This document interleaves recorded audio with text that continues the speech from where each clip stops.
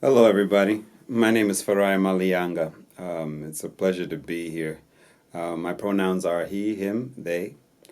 Um, I have been a musician for many years, mostly in New York, but I'm currently located in Florida State University, where I've just started my PNT tenure track, promotion and tenure track, working my way towards being a professor, but currently an assistant professor here at FSU in the School of Dance.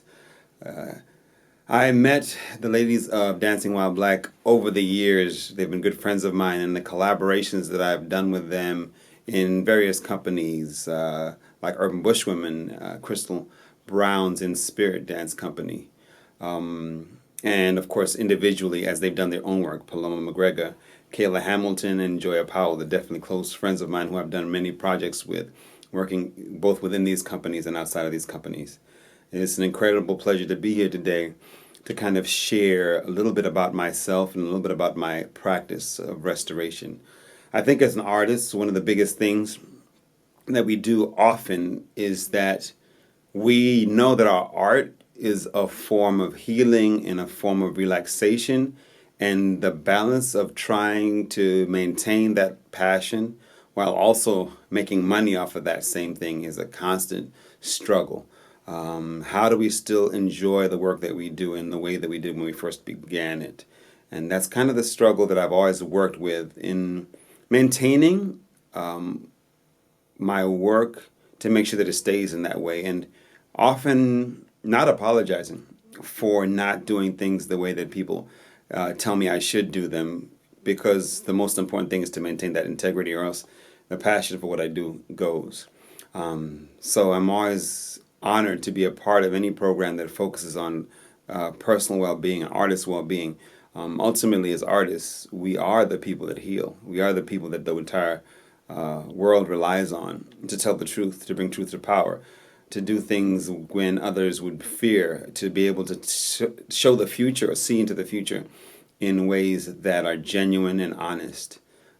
So that's what my restoration practice is really about, is trying to find ways to make the art that I do be a part of my constant healing, and never forcing it to be something that it is not, just purely based on what people want from me, but primarily finding ways to intersect what I want to do and what I feel is the right thing to do with the expectations of those around me. All right, enough talk. Hope you know that enough about me. I'm going to go into this little piece and try and share a little bit of that process with you. I'm super blessed today because a good friend of mine who is also here at Florida State University, Chris Cameron, who works with Mansi, an organization that's a subset and a part, collaborative part of Florida State University, is here to help me out a little bit with the camera work. Chris?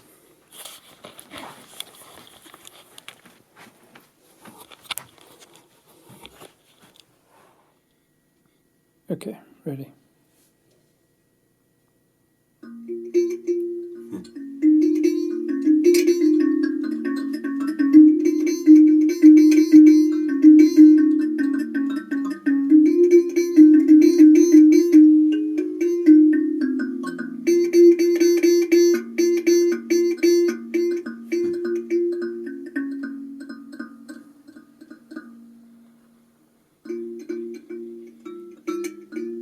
It's funny, I was just thinking about back probably over 10 years ago. I was had this really, really rough week. I think I was in New York, and I called my mom, and we had a great conversation, just talking about life in general, and just kind of like how the world works. And she said something, I don't know if it was her inspiring it or her saying it, but she said something about, you just got to keep the faith. And I was like, yeah, you got to keep the faith, because when people pass on, they return to us. They return to us. And I was like, oh, that's interesting. So after that, we got off the phone. I started thinking, they returned to us. Huh? So I was like, keep the faith. So I started working on this, right?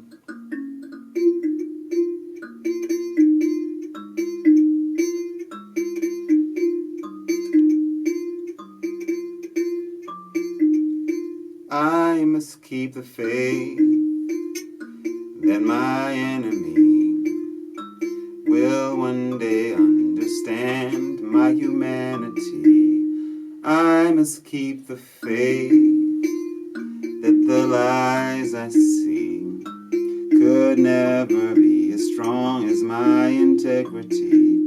I must keep the faith that the things I've lost will unburden me to a freedom greater than their cost. I must keep the faith that those who've passed on will return to us in spirit when a child is born. Keep the faith.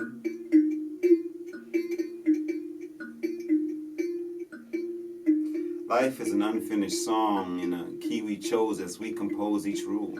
Beautiful yet cruel.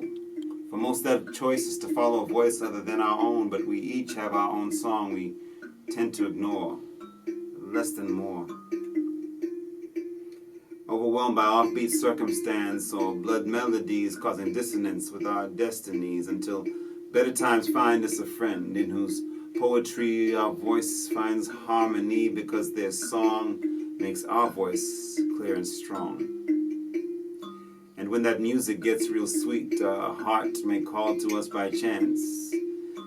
A special one we may meet to call us into a lover's dance. A place where we know not well, not heaven, not hell, not woman, not man, not yin, not yang, only God.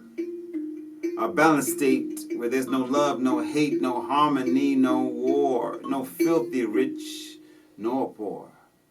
But to get there, I must keep the faith that my enemy will one day understand my humanity. I must keep the faith that the lies I see will never be as strong as my integrity. I must keep the faith that the things I've lost will unburden me to a freedom greater than their cost. I must keep the faith that those who've passed on will return to us in spirit when a child is born. Keep the faith.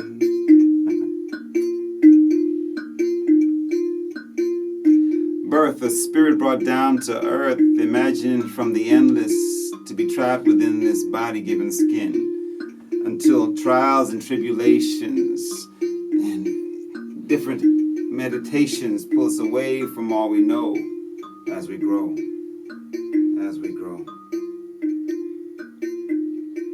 And then that day that most cannot foresay, set free from where our spirit, soul, and life force used to be. I've seen in a child's eye, asking, why am I here? I've seen a teenager cry, expressing only fear. I've seen one dance as if bursting from a cage, and seen the rage of that heartfelt frustration from an unfound destination. And all I can say,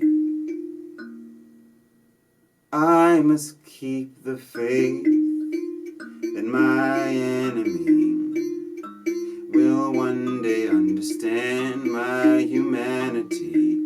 I must keep the faith that the lies I see could never be as strong as my integrity. I must keep the faith that those who've passed on will return to us in spirit when a child is born. I must keep the faith. I must keep the faith.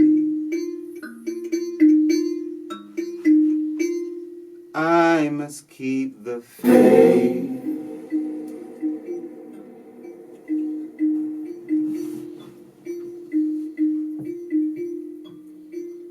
I must keep the faith.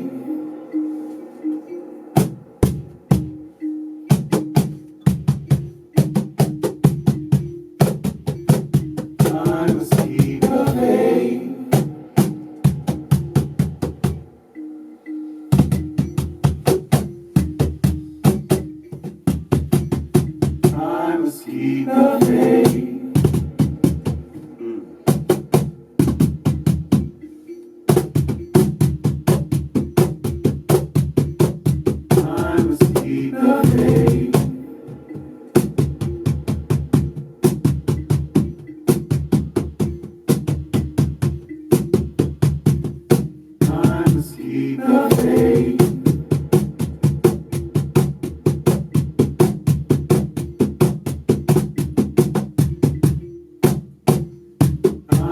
Keep the faith.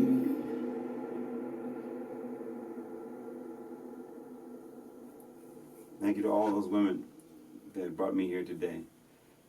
I thank my mother, I thank my grandmother, and I thank my sister. Their spirits, their perseverance, and their love for life and their love for us is the only reason that I'm here, to be able to share this song with you. Thank you.